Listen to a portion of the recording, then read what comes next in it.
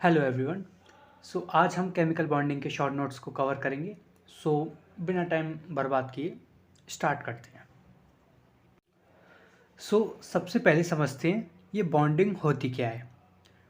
कोई भी बॉन्ड कब बनता है, क्यों बनता है, ये चीज़ समझते हैं।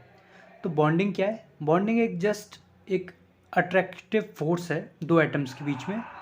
जब दो एटम्स अनस्टेबल होते हैं तो स्टेबल होने के लिए वो बीच में बॉन्ड बनाते हैं।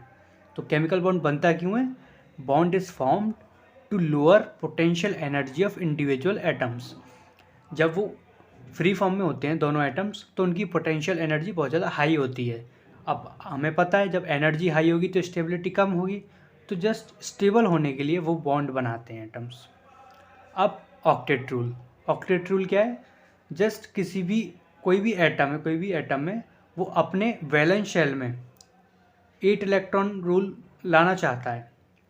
तो जो एटम्स के वैलेंस शेल में 8 इलेक्ट्रॉन होंगे तो इसका मतलब वो कहा जाएगा कि वो ऑक्टेट रूल फॉलो कर रहा है।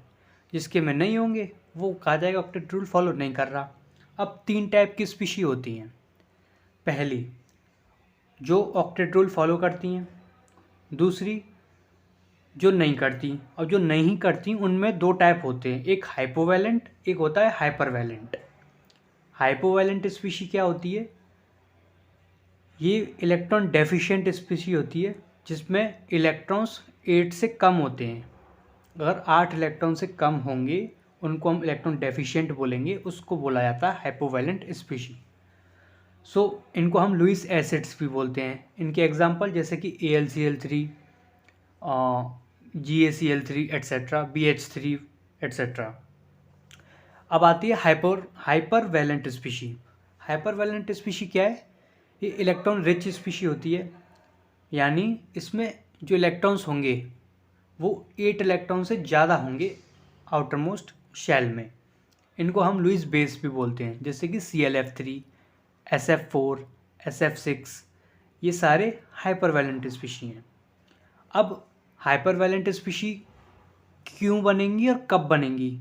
तो ये कब बनती हैं? जब वैकेंट डी प्रेजेंट होनी चाहिए। पहली बात तो वैकेंट डी प्रेजेंट होनी चाहिए, तो साफ साफ बात है कि सेकंड पीरियड का तो हो ही नहीं सकता है हाइपरवैलेंट कोई भी।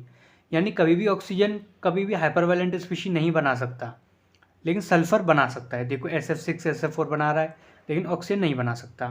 दूसरा क्या है कि बस अवेलेबल होने से कुछ नहीं हो जाएगा, वो जो वैकेंट डी ऑर्बिटल है वो पार्टिसिपेट भी करनी चाहिए। तो पार्टिसिपेट कब करेंगी, कौन सी कंडीशन होगी? तो जब भी साइड एटम जो कि उससे एटम जोड़ने आ रहा है वो मोर इलेक्ट्रोनेगेटिव होगा, तब जो वैकेंट डी ऑर्बिटल है वो पार्टिसिपेट करेंगी और अपनी जो ऑक्टेट है उसको एक्सपेंड करेंगी।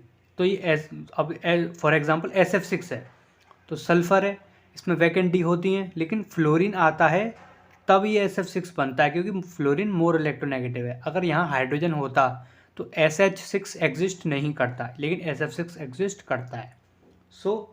ये 2 कंडीशन होगी मेन हाइपरवैलेंट की। अब थोड़ी बहुत बात कर लेते हैं ऑर्बिटल्स के बारे में। ऑर्बिटल होती क्या है? ये एक 3D रीजन होता है, यानी कोई पर्टिकुलर ऐसा नहीं कि कोई बाउंड्री हो, कोई particular 3D reason, 3 dimensional reason होता है जहाँ इलेक्ट्रॉन के पाए जाने की मैक्सिमम प्रोबेबिलिटी होती है। मतलब तुम ऐसे नहीं कह सकते कि इलेक्ट्रॉन्स इस जगह है इस जगह है, नहीं, तुम एक प्रोबेबिलिटी दे सकते हो कि हाँ इस जगह पाने के चांसेस ज़्यादा हैं, तो वो ऑर्बिटल्स को रिप्रेजेंट करते हैं। अच्छा, अब ऑर्बिटल्स कौन कौन सी होती हैं हमारे पास? ये ऑर्बिटल्स के नेम है SPDFG। इसमें अगर नोट्स निकालने हो तो S में 0 नोट्स होते हैं, P में 1, D में 2, F में 3, G में 4। अच्छा, अब कभी कभी आ जाता है कि जिरेट अनजिरेट के कौन सा S जिरेट होता है अनजिरेट होता है, तो इसको कैसे याद रखें? तो हमें पता है कि जो हमारी S सब शेल होती है वो क्या है? स्फेरिकल होती है। स्फेरिकल होती है इसका मतलब जिसमें जो सेंटर ऑफ सिमेट्री है वो प्रेजेंट है। सेंटर ऑफ सिमेट्री क्या है कि एक ऐसा सेंटर जिसमें किसी भी डायरेक्शन में चलो तुम सब कुछ सामान्य मिले, सब कुछ सेम मिले, तो ये तो होता है उसमें। अच्छा, तो सेंटर ऑफ सिमेट्री S सब शेल में हमारी में होती है। अब पी सब शेल, हमें पता है पी सब शेल जो होती है वो थोड़ी डम्बल शेप की होती है, तो इसमें तो नहीं होती सेंटर ऑफ सिमेट्री, एक साइड कुछ और मिलेगा एक साइड कुछ और मिलेगा, तो ये अनजिरेड होती है। तो कुल मिला के बात ये, जो जिसमें सेंटर ऑफ सिमेट्री प्रेजेंट होगी वो जिरेड होंगे, जिनमें नहीं होगी वो अनजिरेड होंगे। और ये कुछ ये टेबल है, ये बहुत इंपॉर्टेंट टेबल है, इसको याद रखना है। इसके बाद थोड़ी डी के बारे में बात कर लेते हैं कि जो डी शेल होती है हमारी, डी सब शेल, वो दो चीज़ों से, मतलब इसमें एक तरह से दो चीज़ें होती हैं, एक नॉन एक्सियल ऑर्बिटल्स होती हैं, एक एक्सियल ऑर्बिटल्स होती हैं। नॉन एक्सियल कौन सी होती हैं? D x y, d y z, d z x. और एक्सियल कौन सी होती हैं? D x square minus y square and d z square. So ये होती है एक्सियल, नॉन एक्सियल। अब बात करते हैं हाइब्रिड ऑर्बिटल्स की। अब हाइब्रिड ऑर्बिटल्स क्या हैं? हाइब्रिड ऑर्बिटल जैसे कि आपने सुना होगा sp3, sp2, तो ये इनको ड्रॉ कैसे करते हैं? कुछ नहीं, जिसमें जिसका करेक्टर ज़्यादा हो, जैसे कि sp3 है तो p इसमें 3 है, s एक ही है, तो इसको हम कुछ इस तरह से रिप्रेजेंट करेंगे कि sp3 होगा तो कुछ इस टाइप से बनेगी ऑर्बिटल। और हाइब्रिड जो ऑर्बिटल्स होती हैं वो डायरेक्शनल होती हैं। डायरेक्शनल क्यों? क्योंकि पर्टिकुलर डायरेक्शन है इनके पास कि इधर, हाँ इधर ज़्यादा इलेक्ट्रॉन डेंसिटी, इधर कम है, तो एक डायरेक्शन डिफाइन करती हैं। अब आता है ड्रैगोस मॉलिक्यूल। ड्रैगो मॉलिक्यूल एक बड़ा कमाल का मॉलिक्यूल होता है। इसमें क्या है? बॉन्डिंग होती है लेकिन विदाउट हाइब्रिडाइजेशन। नॉर्मली हम क्या देखते हैं कि भाई एक S मिलेगी, 3 P मिलेंगी, तो sp3 हाइब्रिडाइजेशन बनेगी या sp2 बनेगी। लेकिन ड्रैगो मॉलिक्यूल एक ऐसा मॉलिक्यूल होता है जिसमें कोई हाइब्रिडाइजेशन होती ही नहीं, सीधे जस्ट ओवरलैपिंग होती है और बन जाते हैं मॉलिक्यूल्स। तो अच्छा, अब इसकी कंडीशन क्या है और इसके होने की वजह से क्या क्या इफेक्ट पड़ता है उस पर, ये सब। तो कंडीशन, जो सेंट्रल एटम है वो बड़ा होना चाहिए, यानी वो 3p का भी हो सकता है, 4p का भी हो सकता है, 5p का भी हो सकता है, लेकिन 2p का नहीं होगा। 2p का जनरली हम छोटा मानते हैं एटम को। सेंट्रल एटम की कंडीशन, साइड एटम स्मॉल होना चाहिए और लेस इलेक्ट्रोनेगेटिव, जैसे कि हाइड्रोजन। अब देखो फ्लोरीन भी स्मॉल है लेकिन मोर इलेक्ट्रोनेगेटिव, तो फ्लोरीन यहाँ यूज़ नहीं कर सकते हम, यहाँ जैसे कि हाइड्रोजन ही ज़्यादातर देखने को मिलता है।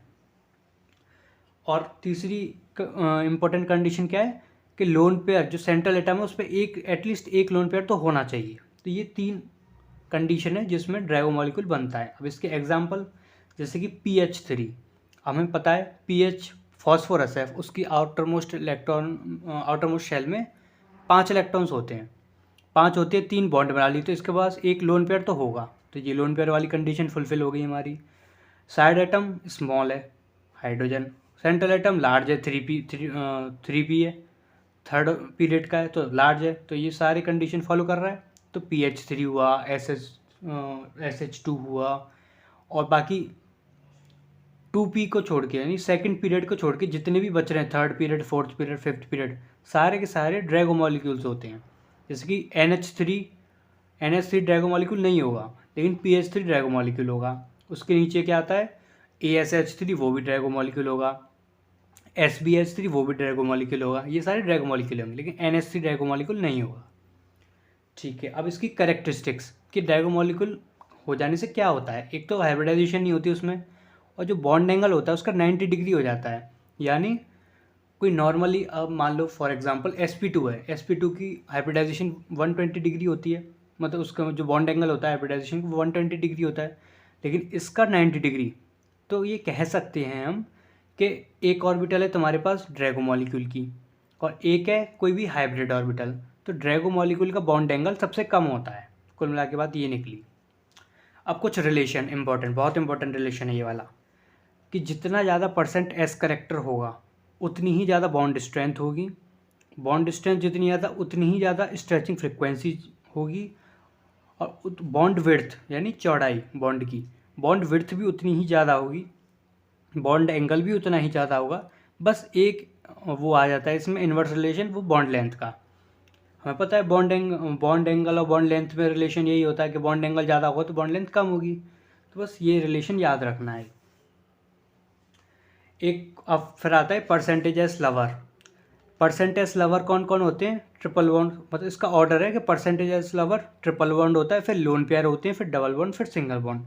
और परसेंटेज एस हेटेड कौन होते हैं? जो इलेक्ट्रोनेगेटिव एलिमेंट होते हैं, जैसे कि फ्लोरीन, क्लोरीन वगैरह, ऑक्सीजन, नाइट्रोजन वगैरह, ये सारे परसेंटेज एस हेटर्स होते हैं। अच्छा,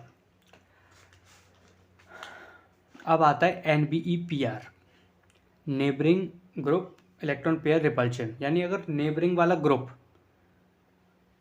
अगर तुम्हारा मतलब क्या इफेक्ट पड़ता है नेबरिंग ग्रुप से? अगर कोई सेंट्रल एटम है, उसके आसपास दो दो तीन तीन चार चार नेबरिंग ग्रुप लगे हुए हैं, तो क्या इफेक्ट डालेगा बॉन्ड एंगल पे, बॉन्ड स्ट्रेंथ पे, बॉन्ड इन सब पे? तो NBEPR क्या है? सेंट्रल एटम क्या है? शुड स्मॉल, सेंट्रल एटम तो स्मॉल होना चाहिए, यानी सेकेंड पीरियड का हो सकता है। और साइड एटम जो है वो लार्ज होना चाहिए, side atom should large. And only sp3 hybridisation, यानी sp3 हाइब्रिडाइजेशन का ही होना चाहिए, सेंट्रल एटम छोटा ही होना चाहिए और साइड एटम बड़ा ही होना चाहिए। ऐसी कंडीशन में जब भी NBEPR लगता है तो जो है बॉन्ड एंगल बढ़ जाता है। अब कुछ स्टेप्स बताता हूँ मैं बॉन्ड एंगल के कंपैरिजन के लिए। तो सबसे पहले क्या करना है? हाइब्रिडाइजेशन चेक करनी है और ड्रैगो मॉलिक्यूल फाइंड करना है। जैसे कि अब आगे एक एग्जांपल से क्लियर हो जाएगा। जैसे कि sp हुआ मान ले, तो उसकी क्या हो जाएगी 180 डिग्री, तो सबसे ज़्यादा तो sp3 का हो जाएगा, सॉरी sp का हो जाएगा। sp2 का कितना होता है एंगल? 120 डिग्री। sp3 का लगभग 109 डिग्री होता है और ड्रैगो मॉलिक्यूल 90 डिग्री होता है। यानी अगर कोई भी ड्रैगो मॉलिक्यूल मिल गया उसमें, तो सबसे पीछे तो उसको कर दो। sp वाला मिल गया सबसे ज़्यादा, उसको कर दो। sp2 मिल गया, फिर उसके बाद अब sp3, मान ली sp3 हुआ। अब इफ़ sp3 हाइब्रिडाइजेशन हुई तो सबसे पहले तुम NBEPR चेक करो। अगर NBEPR है तो बॉन्ड एंगल बढ़ जाएगा। NBEPR कैसे चेक करते हैं? ऐसे मैंने बताया था कि सेंट्रल एटम स्मॉल होना चाहिए, साइड एटम लार्ज होना चाहिए, तो बढ़ जाएगा बॉन्ड एंगल। फिर चेक करो कि number of lone pair on central atom, कि जो सेंट्रल एटम है तुम्हारा उसके पास लोन पेयर कितने हैं। जितने ज़्यादा नंबर ऑफ लोन पेयर होंगे उतना ही कम बॉन्ड एंगल होगा। इन दोनों का इन्वर्स रिलेशन होता है। नाउ अगर लोन पेयर भी मान लो सेम हो गई, तो तुम जो साइड एटम्स है उसकी इलेक्ट्रोनेगेटिविटी चेक करो। और उसका रिलेशन क्या है कि जितनी ज़्यादा साइड एटम की इलेक्ट्रोनेगेटिविटी होती है उतना ही कम बॉन्ड एंगल होता है। इनका भी इन्वर्स का रिलेशन होता है। अब मान लो इलेक्ट्रोनेगेटिविटी भी सेम है, तो क्या है साइड एटम का, साइड एटम सॉरी, अगर साइड एटम सेम है तो इलेक्ट्रोनेगेटिविटी चेक करनी है तुम्हें सेंट्रल एटम की। तो इलेक्ट्रोनेगेटिविटी सेंट्रल एटम की डायरेक्टली प्रोपोर्शनल होती है बॉन्ड एंगल की। अब इस एग्जांपल से सारे पॉइंट्स को क्लियर कर देता हूँ। मान लो तुम्हारे पास है OCl2, SH2, OF2, NH3, OH2, BF3, इनकी बॉन्ड एंगल्स को कंपेयर करना है। तो सबसे पहला स्टेप क्या बताया था मैंने, कि सबसे पहले तो ये चेक करो कि हाइब्रिडाइजेशन क्या है इन सब की। हमें पता है BF3, अब जैसे कि ये है BF3, ये sp2 हाइब्रिडाइज्ड होता है, बाकी सारे sp3 हैं, तो सबसे ज़्यादा sp2 की हो जाएगी, तो सबसे आगे तो BF3 हो गया। अब फिर मैंने क्या बोला था, अगर sp3 है, अब सारे sp3 हैं, sp3 हैं तो NBEPR चेक करो। NBEPR क्या है कि साइड एटम तो लार्ज होने चाहिए और सेंट्रल एटम स्मॉल होने चाहिए। अब इन सब में ही सेंट्रल एटम स्मॉल है तो लार्ज है, तो सिर्फ इसी में क्लोरीन थर्ड ऑर्बिटल, उसका आगे थर्ड पीरियड का, इसके बाद आगे NBEPR के अकॉर्डिंग ये आ गया आंसर OCl2।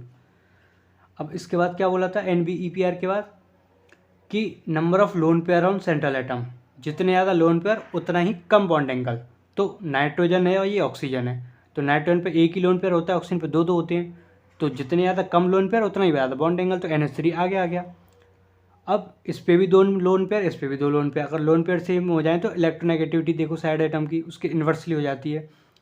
तो दोनों पे दो लोन पेयर है, लेकिन फ्लोरीन की इलेक्ट्रोनेगेटिविटी ज़्यादा होने की वजह से इसका बॉन्ड एंगल कम हो गया, तो OH2 फिर OF2।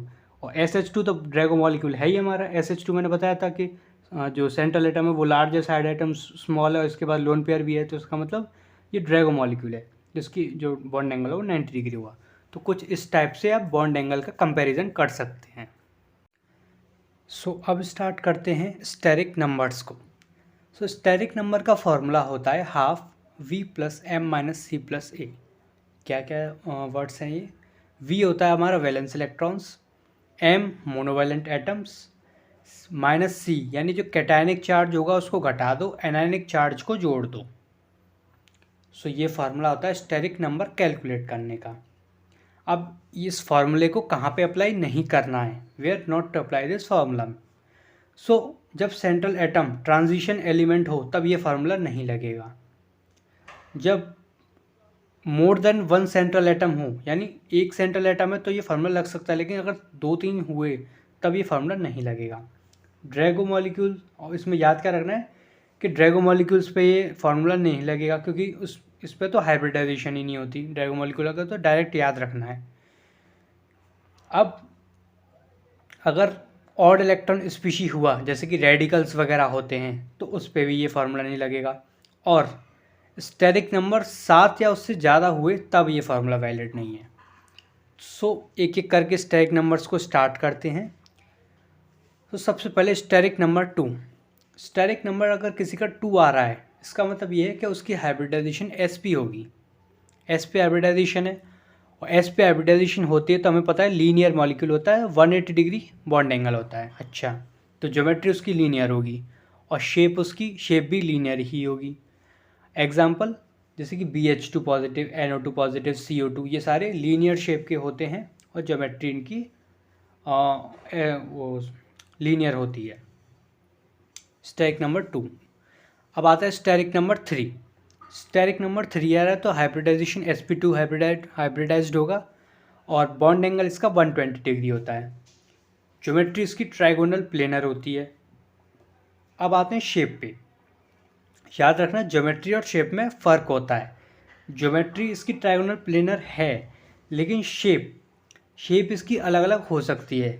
अब फ़र्क कैसे होता है? क्योंकि शेप में हम लोन पेयर्स को काउंट नहीं करते, लेकिन ज्योमेट्री में हम टोटल इन्वायरमेंट देखते हैं लोन पेयर को मिला के। तो अब इसकी पॉसिबिलिटीज़ क्या क्या हैं? स्टेरिक नंबर 3 का मतलब होता है कि 3 बॉन्ड पेयर हो सकते हैं, मतलब 3 पेयर्स हैं। अब चाहे वो एक लोन पेयर 2 बॉन्ड पेयर हो, चाहे 3 बॉन्ड पेयर हो, कभी भी एक बॉन्ड पेयर कभी नहीं हो सकता। मिनिमम 2 बॉन्ड पेयर तो होंगे ही होंगे। तो पॉसिबिलिटीज़ क्या बनी? या तो 3 बॉन्ड पेयर हों या 0 लोन पेयर। तो तब ये कंडीशन होगी तो इसकी शेप ट्राइगोनल प्लेनर हो जाएगी। अगर मान लो 2 बॉन्ड पेयर 1 लोन पेयर है, तो जब इसकी शेप हो जाएगी बेंट शेप, या इसको वी शेप भी बोलते हैं, एंगुलर शेप हो जाएगी। तो कुछ इस टाइप से दिखेगा ये मॉलिक्यूल। ठीक है, इसके एग्जांपल्स कुछ AlCl3, GaCl3, SnCl2 टाइप के कुछ एग्जांपल्स हो गए। अब आते हैं स्टेरिक नंबर 4 पे। स्टेरिक नंबर 4 है तो इसका मतलब हाइब्रिडाइजेशन उसकी sp3 है। अब बॉन्ड एंगल लगभग उसका 109 डिग्री होता है, तो इसकी ज्योमेट्री टेट्राहेड्रल होती है। अब शेप्स इसका सेम, इसकी हम पॉसिबिलिटीज़ बना के देखेंगे कि क्या क्या हो सकता है। या तो चारों बॉन्ड पेयर हो, 0 लोन पेयर, तब तो शेप टेट्राहेड्रल हो जाएगी, जैसे कि methane, ammonium ion, ammonium cation. अगर मान लो 3 बॉन्ड पेयर हैं और 1 लोन पेयर है, तो इसकी शेप हो जाएगी ट्राइगोनल पिरामिडल, जैसे कि अमोनिया की होती है, SO3 की होती है, SO3 2- की होती है। और दूसरी पॉसिबिलिटी क्या है कि बॉन्ड पेयर 2 हो जाएं और लोन पेयर भी 2 हो जाएं, तो इसकी शेप क्या हो जाएगी? बेंट शेप की, जैसे कि वाटर की होती है, I3 पॉजिटिव की होती है, तो ये बेंट शेप हो जाएगा। तो ये हो गया स्टेरिक नंबर 4। अब आते हैं स्टेरिक नंबर 5 पे। स्टेरिक नंबर 5 में क्या है? sp3 हाइब्रिडाइजेशन होती है इसकी। तो अच्छा, अब इस ये स्टेरिक नंबर 5 बहुत इंपॉर्टेंट है।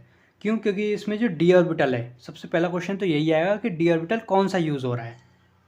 इसमें क्या है, 2 टाइप की ज्योमेट्री होती हैं। जब ये जो d ऑर्बिटल है अगर dz² होता है तो ट्राइगोनल बाइपिरामिडल ज्योमेट्री होती है, TBP ज्योमेट्री। जब ये dx² - y² होता है तब इसकी जो ज्योमेट्री होती है वो स्क्वायर पिरामिडल ज्योमेट्री होती है। पिरामिडल है ये, स्क्वायर पिरामिडल ज्योमेट्री। जनरली क्या होता है, ये जो स्क्वायर पिरामिडल ज्योमेट्री है वो लेस फेवर्ड होती है, मतलब ज़्यादातर ये नहीं देखी जाती, ज़्यादातर TBP ही देखी जाती है। सो मैक्सिमम जो एग्जांपल हैं वो TBP के ही मिलेंगे आपको। तो सबसे पहले स्टार्ट करते हैं TBP ज्योमेट्री। तो हमें पता है sp3 और इसमें dz² यूज़ होता है, sp3 dz²। ओके, तो इसमें याद क्या रखना है आपको कि जो एक्सियल बॉन्ड्स होते हैं वो लॉन्गर देन इक्वेटोरियल होते हैं, यानी जो इक्वेटोरियल बॉन्ड्स जैसे कि ये है, कुछ इस टाइप की दिखती है, तो ये जो एक्सियल बॉन्ड्स इनको कहते हैं। तो ये क्या, ये बड़े होते हैं इक्वेटोरियल बॉन्ड से। और क्या है कि more electronegative atom goes to axial position, यानी जितना ज़्यादा इलेक्ट्रोनेगेटिव एटम होगा वो एक्सियल पोजीशन पे जाना चाहेगा अगर मोनोवैलेंट है तो। ये बेंड्स रूल होता है, बेंड्स रूल ये कहता है। यानी अगर मान लो आपके पास फ्लोरीन है तो वो कहाँ जाना चाहेगा, एक्सियल पोजीशन पे, यानी इस वाली पोजीशन पे। अच्छा, अब आती है एक चीज़ एपिको फिलिसिटी। कुछ नहीं, ये वही चीज़ है कि एक tendency of electronegative atom to come on axial, मतलब हमें पता है एक्सियल पे ही आएगा इलेक्ट्रोनेगेटिव एटम, तो जितना ज़्यादा इलेक्ट्रोनेगेटिव होगा उतने ही मतलब आना चाहेगा। जैसे कि फ्लोरीन, क्लोरीन, ब्रोमीन, इन तीनों में सबसे ज़्यादा फ्लोरीन इलेक्ट्रोनेगेटिव होता है तो सबसे ज़्यादा ये आएगा, तो इसकी एपिकोफिलिसिटी ज़्यादा हो जाएगी, then chlorine, then bromine. Oxygen की सबसे कम क्योंकि ये डाइवैलेंट होता है। नाउ अब कुछ बॉन्ड एंगल्स के बारे में बात कर लेते हैं टीवीपी ज्योमेट्री के अंदर। सो टीवीपी ज्योमेट्री में बॉन्ड एंगल्स क्या है, इसमें 120 डिग्री के 3 बॉन्ड एंगल होते हैं। कैसे, ये वाला 1, 2 और 3। सो 120 डिग्री के 3 बॉन्ड एंगल हो गए। 90 डिग्री के भी 3 होते हैं, 90 डिग्री के 6 होते हैं। यानी ये वाला जो एक्सियल वाला है ये तीनों के साथ बना रहा होगा 90, और नीचे वाला एक्सियल वाला भी तीनों के साथ बना रहा होगा, तो 90 डिग्री के टोटल 6 बॉन्ड एंगल्स आते हैं। और 180 डिग्री का एक ही आता है, ये जो जो एक्सियल बॉन्ड्स का बन रहा है। सो टोटल बॉन्ड एंगल्स कितने आते हैं, 10। टोटल 10 बॉन्ड एंगल आते हैं, जिसमें 3 120 के, 6 90 के और 1 180 का। अब आते हैं शेप्स पर कि जो टीपी ज्योमेट्री की शेप्स क्या क्या हो सकती हैं। सो फिर से वही पॉसिबिलिटीज़ बना के देखते हैं। या तो 5 बॉन्ड पेयर 0 लोन पेयर होगा, ये कंडीशन में टीपी ज्योमेट्री होगी, और शेप का नाम भी टीपी ज्योमेट्री ही होगा। Example SO F4, SO2 F3 2 negative. आप इनको स्टैक नंबर निकाल के कैलकुलेट करके देखना, इसकी ये शेप आएगी वो टीपी ही आएगी। So next possibility, 4 bond pair हो, 1 लोन पेयर हो, तो इसकी जो शेप आएगी वो सीसॉ आएगी, ये इरेगुलर टेट्राहेड्रल। सीसॉ बोलते हैं, इरेगुलर टेट्राहेड्रल बोलते हैं, जैसे XeO2 F2 ClF4 पॉजिटिव, ये सब। अगर 3 बॉन्ड पेयर 2 लोन पेयर हों तो जो शेप आएगी वो टी शेप की आएगी। आप एक बार कैलकुलेट करके देखना,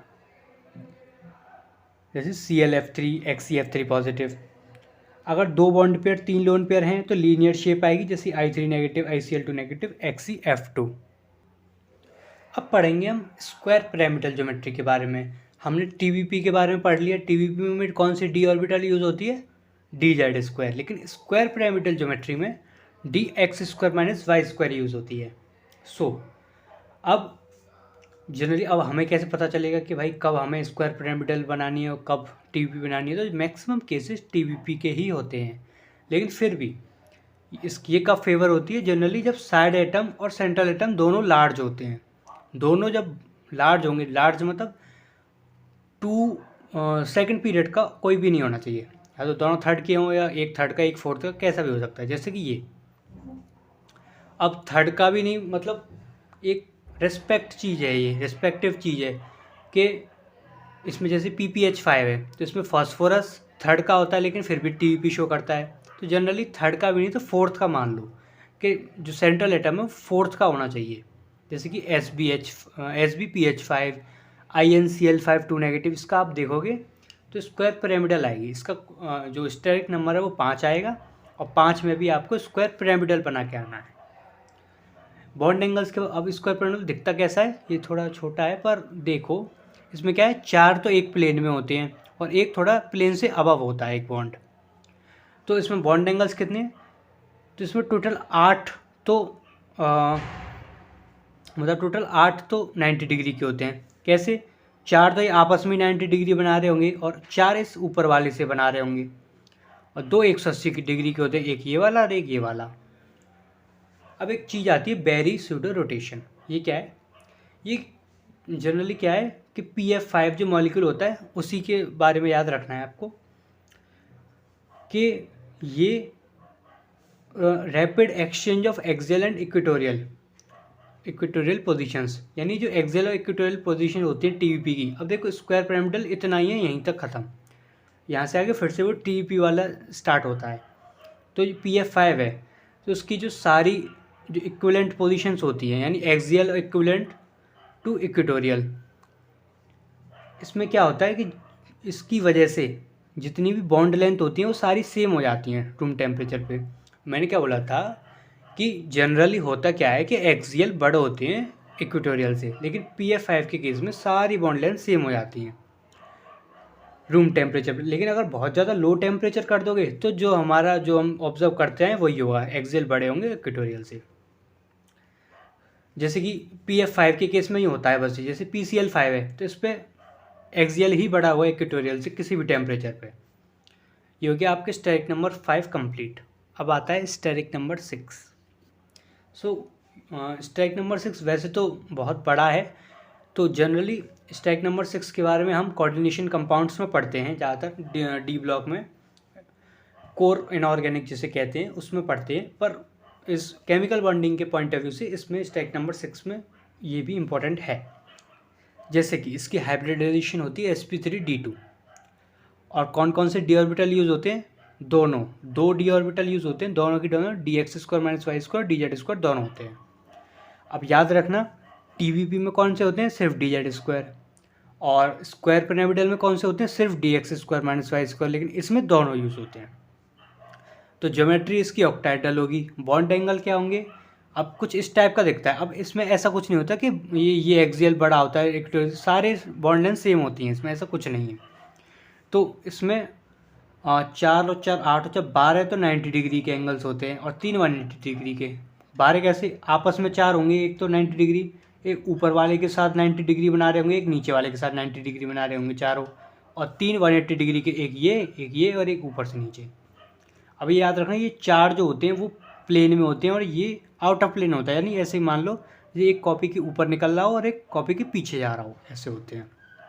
तो ऑल बॉन्ड्स आर इक्वल होते हैं ये। अब शेप्स की बात आ जाती है, तो शेप्स में वही पॉसिबिलिटीज़ बना के देखते हैं। अगर 6 बॉन्ड पेयर है, 0 लोन पेयर है तो ऑक्टाहेड्रल शेप होगी, जैसे कि IF6 पॉजिटिव, ClF6 पॉजिटिव। अगर 5 बॉन्ड पेयर 1 लोन पेयर है तो स्क्वायर पिरामिडल होगी, जैसे IF5 ClF5। 4 bond pair 2 lone pair हैं तो स्क्वायर प्लेनर शेप होगी, XeF4 XeO4। 3 bond pair 3 lone pair हैं तो टी शेप होगी, XeF3 नेगेटिव। तो ये कुछ स्टेरिक नंबर 6 यहाँ ख़त्म होता है। अब जनरली नेट और जैम के पॉइंट ऑफ व्यू से स्टेरिक नंबर 7 बहुत इंपॉर्टेंट होता है। तो स्टेरिक नंबर 7 में क्या है? हाइब्रिडाइजेशन होती है sp3d3। अब ये डी कौन कौन से हैं? देखो dx² - y² dz² तो चलेंगे, अब ये तो होते ही हैं। एक्स्ट्रा कौन सा होता है? dxy और होता है इसमें। तो इसकी ज्योमेट्री जो होती है वो होती है पेंटागोनल बाई पिरामिडल, PBP। कुछ इस टाइप का दिखता है।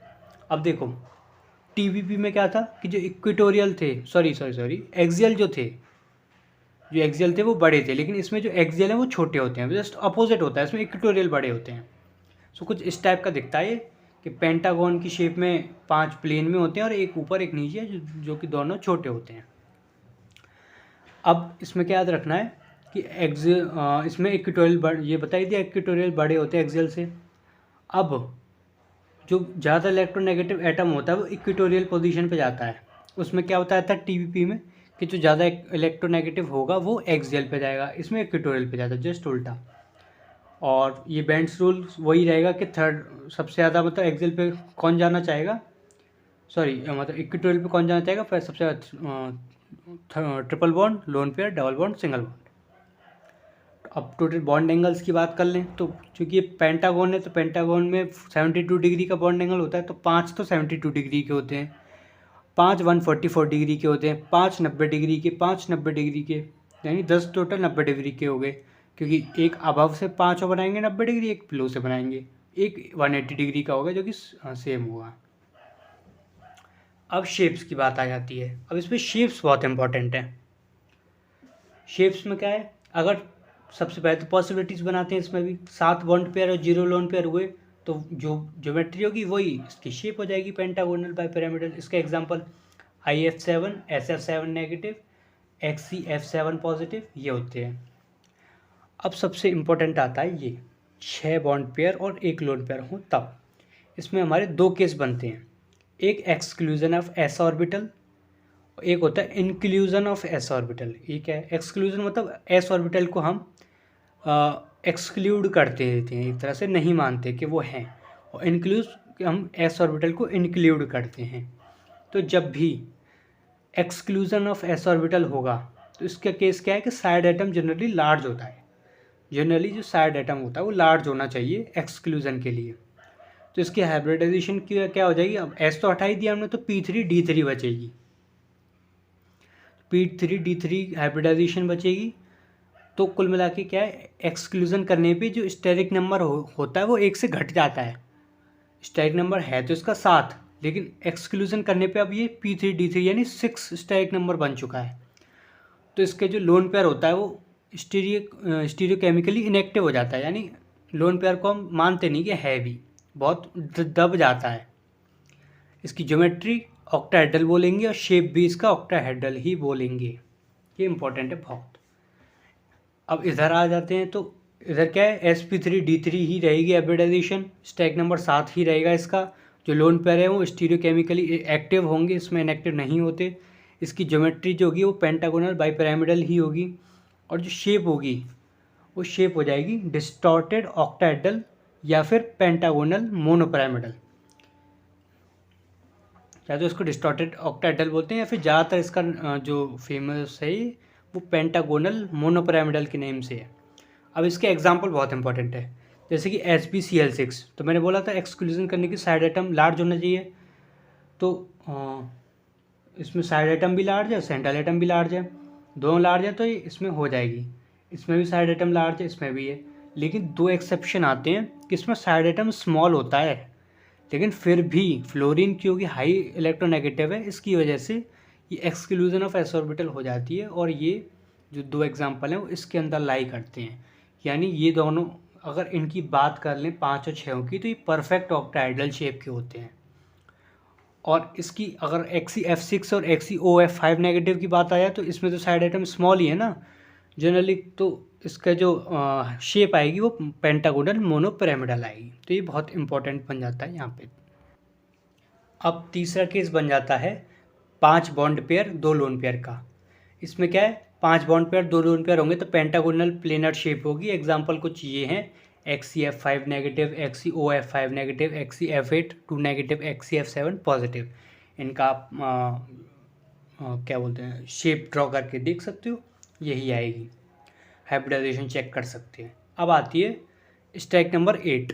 स्टैक नंबर 8 में क्या है, 2 चीज़ें होती हैं, वही सेम चीज़ के एक्सक्लूजन भी हो सकता है और इंक्लूजन भी। अगर एक्सक्लूजन हुआ तो P3D5 हाइब्रिडाइजेशन होती है, नहीं हुआ तो sp3d4। इसका एग्जांपल XeF8 2 नेगेटिव एस, और इसका एग्जांपल होता है IF8 नेगेटिव। तो जनरली क्या है, इसमें कौन कौन सी डी ऑर्बिटल यूज़ होती हैं, sp3dxy dyz और dzx ये होती है। 3 तो ये होगी। अगर चौथी dz² हुई तो डोडेकाहेड्रल शेप होती है इसकी, और dx² - y² हुई तो स्क्वायर एंटी प्रिज्मेटिक होती है। फॉर एग्जांपल ये 2 एग्जांपल हैं, IF8 नेगेटिव और XeF8 2 नेगेटिव। इसकी जो हाइब्रिडाइजेशन होती है वो sp3d4 होती है, इसकी P3d5 होती है, लेकिन शेप दोनों की स्क्वायर एंटी प्रिज्मेटिक ही होती है। सो ये थोड़ा जनरली नेट वगैरह की ज़्यादा इम्पोर्टेंट होता है, जेएम वाले फिर भी थोड़ा बहुत देख सकते हैं। अब आती है बैक बॉन्डिंग। बैक बॉन्डिंग में ऑलरेडी कवर कर चुका हूँ, इसकी एप्लीकेशंस और इसकी यूजेस वगैरह सब कुछ डिटेल में, तो आप वो वीडियो देख सकते हो। मैं लिंक डाल दूँगा, उसको देख लीजिए आप। सो अब हम स्टार्ट करते हैं फजान्स रूल। सो फजान्स रूल क्या होता है, ये क्वालिटेटिव एनालिसिस करता है of covalent character in ionic bond और वाइस वर्सा। मतलब क्या है कि कोई भी बॉन्ड बनता है तो फजान जी कहते हैं कि कोई भी बॉन्ड है वो 100% आयनिक भी नहीं हो सकता और 100% कोवेलेंट भी नहीं हो सकता। अगर कोवेलेंट बॉन्ड बना है तो उसमें कुछ ना कुछ आयनिक करेक्टर होगा। सो जनरली ये क्या है कि कोवेलेंट करेक्टर के अंदर कितना आयनिक करेक्टर है उसको बताता है। सो उसकी क्वालिटेटिव स्टडी होती है। तो ये कहता है more the polarisation more will be covalent character, मतलब जितना ज़्यादा पोलराइजेशन होगा उतना ही ज़्यादा कोवेलेंट करेक्टर होगा। कंडीशन क्या है? मोर चार्ज होना चाहिए, स्मॉल कैटायन होना चाहिए, लार्ज एनायन होना चाहिए, मोर डी इलेक्ट्रॉन। ये जब 4 कंडीशन होंगी तो जो कोवेलेंट करेक्टर है वो हाई होगा और आयनिक करेक्टर लो होगा। इसका जस्ट उल्टा, लेस चार्ज होगा, लार्ज एनायन होगा और लार्ज कैटायन होगा, स्मॉल एनायन होगा और लेस डी इलेक्ट्रॉन होंगी। तो ये क्या है? लेस कोवेलेंट करेक्टर होगा, मोर आयनिक करेक्टर होगा।